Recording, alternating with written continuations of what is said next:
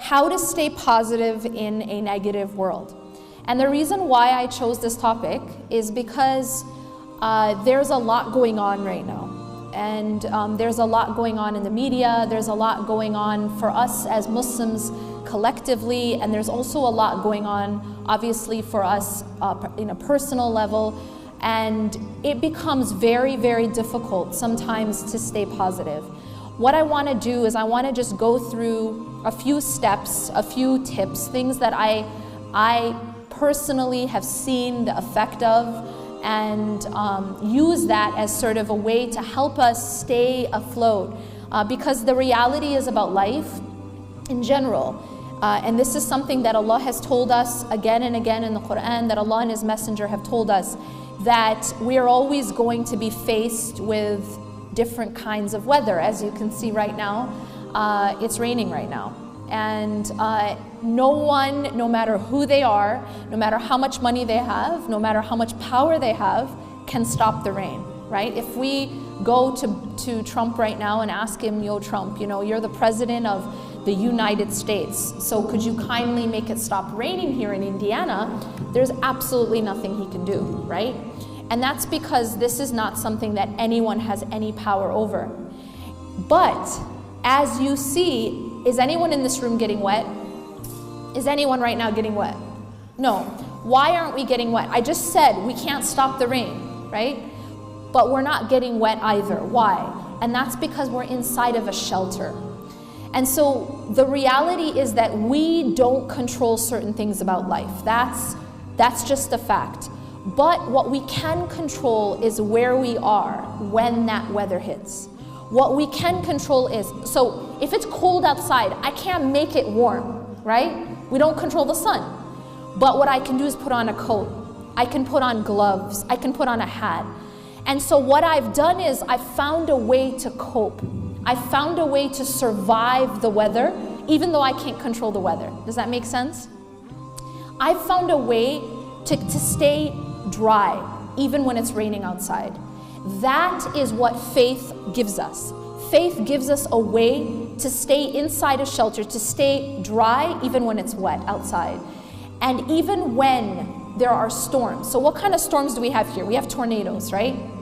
Now, even if there was a tornado, even if I had severe weather outside, there is a way to protect myself. I can go into a basement. And so the reality is that even when we have storms hit us in life, if we learn certain skills, if we learn how to be inside of the proper shelter, we won't get destroyed. And so weather will come, weather will go, hardships will come, hardships will go, fitan, tests will come and tests will go, but we will survive. Does that make sense? And to survive a storm requires certain things that you have to do. To survive the weather that comes in your life, there are certain skills. And the reality is that if we are in the habit of staying within shelter, then we will be able to survive our storms. The question becomes, how do I stay within shelter? And moreover, how do I build a shelter? Okay, I like to use this example because we all know the story, and we all, I think it's very illustrative. How many of you have remember the story of the three little pigs? Okay, so like 3 of you. That's fine, I'll remind you. So the story of the 3 little pigs goes like this, yeah? There are 3 little pigs. One is really lazy, and one is sort of lazy, and one is not lazy. He works hard, okay? So the lazy one builds a very weak shelter. The lazy one builds a shelter out of something like straw or something. And so this house is not very strong. Then you have the next pig, and this pig is not quite as lazy, so he builds his house out of twigs or something like that, okay? And then you have the third pig. The third pig is working hard. So the third pig builds a strong shelter, puts in the time to make that shelter out of brick. All right, so now what happens is you have the big bad wolf come, yeah? And now the big bad wolf, does everyone know what he does? he huffs, and he puffs. You know there's teachers in the room when you know exactly what the big bad wolf does, right? So he huffs, and he puffs, and he blows the first house down. And the reason why is because it was very weak. And then the next house, he huffs, and he puffs, and he blows that one down because it was also weak. But what happens with the third shelter, the one made of brick? The third shelter, he huffs and he puffs, but he can't blow it down. Why? Because it was solid, it was strong. Now here in life, we have all types of big bad wolves, okay? We have some that look like Trump. We have some that look like financial problems. We have some that look like different kinds of trials. So what we have in life is we have different things that come and huff and puff at us and try to do what? Blow our house down. Blow our house down. To break us down. To make us, to basically destroy us or to make us weak. And the reality is we can't stop the wind. We can't. We can't actually stop a wolf from doing what wolves do. What do wolves do? They huff and they puff. But what we can do is build a strong shelter. You understand what I'm saying? So now the question I get to, or the point that I'm getting to, is how do we build a strong shelter in life? How do we can't be, delusional and think that the sun is always going to be out in life, right? We can't be delusional and say, well, in my life, it'll just never rain. Because if we are that way, it's like, I read this quote recently and it said that if a person only travels when the sun is out, they won't ever end up at their destination.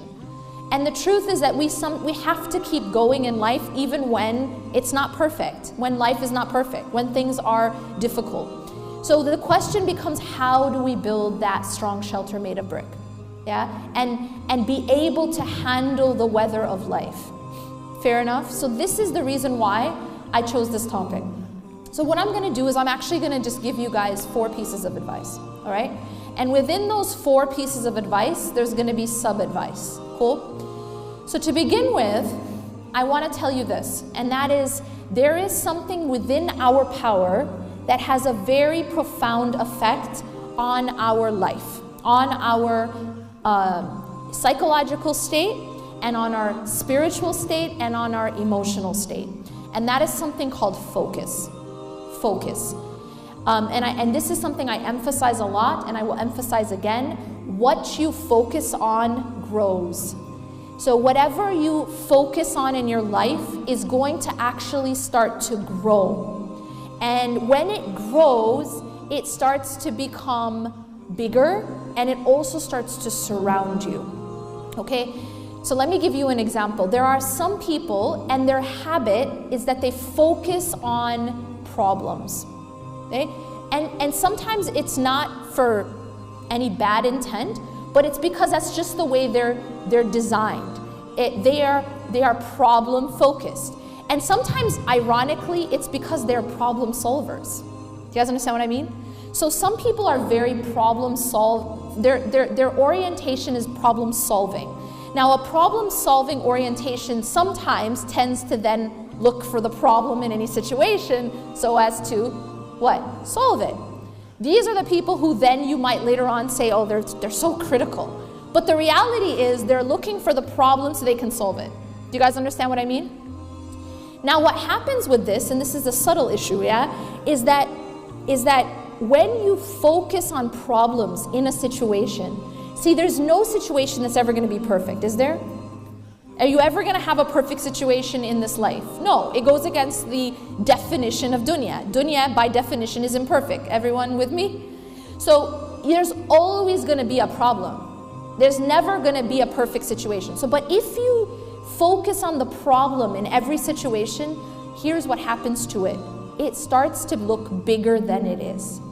And it will actually start to consume you.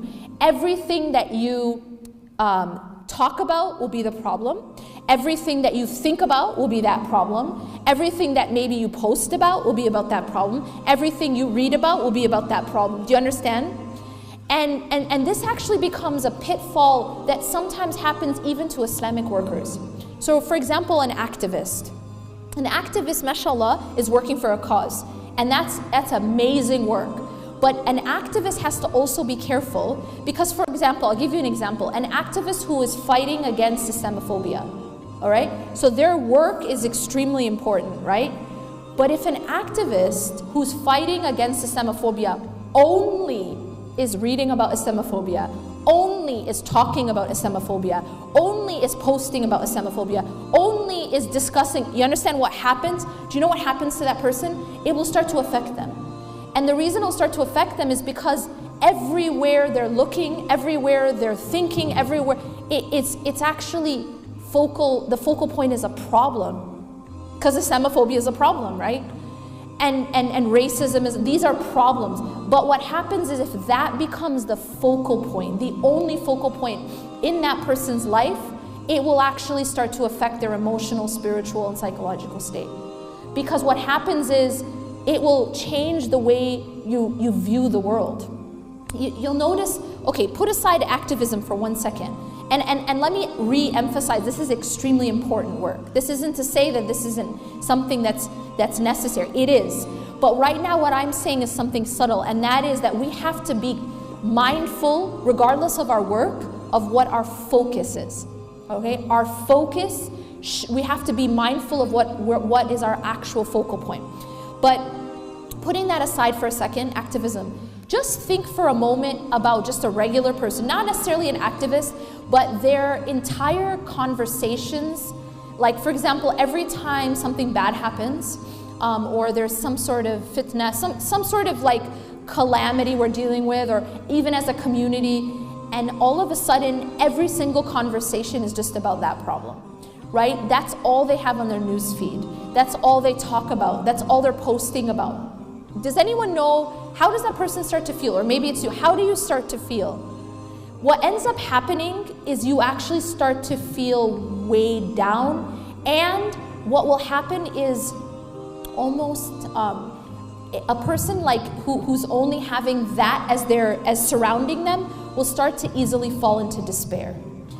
And moreover, it changes the way you view the world. So now if the only thing you're reading about is hate crimes, okay, that's it. That's day and night you're reading about hate crimes. Day and night you're talking about hate crimes. Day and night you're posting about it. What you're gonna do is almost like you're seeing the world in a negative way. And so you will maybe you'll feel that people are more antagonistic towards Muslims than they actually are. And that's because it skews the way you view your reality. So then what's the balance? Because you might say, well, okay, well, what are we supposed to do? Are we just supposed to dig our heads into the sand and pretend that this isn't happening? And my answer is no, absolutely we don't dig our heads into the sand and pretend this isn't happening. But again, and I emphasize this, it's about your focal point. Yes, we should be aware. Yes, we should be active, but make sure that your focal point is not the problem itself. That your focal point, and I'll give you an example of what I mean. When Musa alayhi salam is standing in front of the Red Sea, right? And he has an army behind him, and he's got a very serious problem, okay? He's got a giant body of water in front of him, and he's got an army behind him, and he looks trapped. But what was his focal point in that moment? Anyone? Allah. Do you see the difference?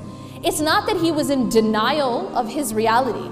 His reality was that he's got an army behind him and he's got a Red Sea in front of him, but his focus was not on the Red Sea and his focus was not on the army. And in fact, you see the contrast between him and Bani Israel, because Bani Israel were focused on the army. فَلَمَّا تَرَاءَ الْجَمْعَانِ قَالَ أَصْحَابُ مُوسَى إِنَّا لَمُدْرَكُونَ. That when the armies, the groups saw each other, so you have Bani Israel, the children of Israel, seeing the army. When they saw each other, the people of Musa alayhi salam, Bani Israel, what do they say? What's their response? Because what's their focus? Their focus is on their army, right? We're doomed, and that was their response. Inna lamudrakun. Indeed, we will be overtaken. They fell into despair, and the reason they fell into despair, it was because of their focus. Make sense? Inna lamudrakun, they said. And then Allah tells us what Musa alayhi salam says. قَالَ كَلَّا. You see like a complete contrast. قَالَ كَلَّا. He said no. And kalla in Arabic is a very emphatic, no way, absolutely not. It's all of that in just one word. Kalla. Inna ma'aya rabbi sayahdeen. Indeed, my Lord is with me and He will guide me through. Musa alayhi salam wasn't looking at the problem. He was aware of the problem, folks. He's not like in denial. He's aware of the problem, but his focus wasn't the problem. His focus was Allah. Do you see the difference?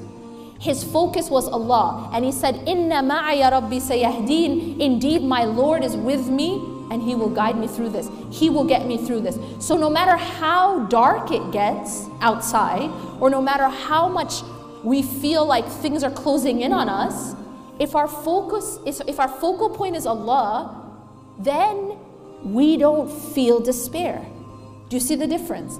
It's because you know, just like Musa alayhi salam knew that Allah was with him. And if Allah's with you, it means what? He'll get you through.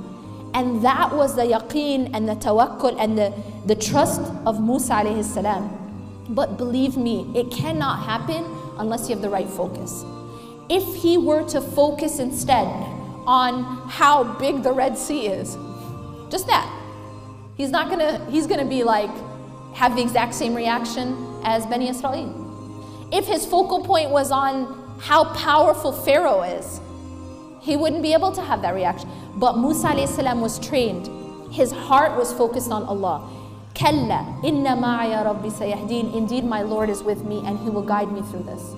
And Allah did exactly that. Allah told him, strike the sea, and Allah opened the sea for him. This is a lesson for us. This is a timeless lesson for us. That if your focus is Allah, He can get you out of every situation. He will save you. But it has to be, it's really about us, about where is our trust? Where do we place our trust? See, tawakkul, this concept of relying on Allah, it can't happen unless we have the right focus, right? You can't have trust in Allah if your focus is on other than Allah. Simple as that. But if your focus is on Allah subhanahu wa ta'ala, then no matter what situation you're in, and you're aware of it, but you're not afraid. Because what did I say at the beginning? What you focus on does what? What you focus on grows. There's a reason Allah told us to pray not once or twice or even 3 times, but 5 times a day. What is that doing? It's making us focus on Allah.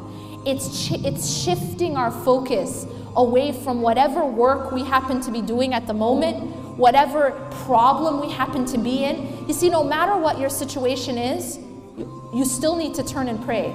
You know what that means? Do you know what that does? It means that you're at work, you leave your work and you focus on Allah. It means you're at the mall, you leave that sale and you focus on Allah. You're on your laptop, you're on your phone, you leave that phone, you leave that laptop, you leave that Facebook, you leave that meeting, you leave that class, whatever it is, and you focus on Allah. Allah's training us to focus on Him and not on whatever it is that we're doing in the dunya. It's to shift our focus to Him. And this is training. This is training us. This is what Musa alayhi salam, he went through this training, right? And because he had that training, when he was now faced with a problem. Now he's faced with a problem. What are we going to do when we're faced with a problem? And he was able to put his full reliance on Allah. Why? Because he was focused on Allah. قَالَ كَلَّا إِنَّ مَعَيَ رَبِّي سَيَهْدِينِ.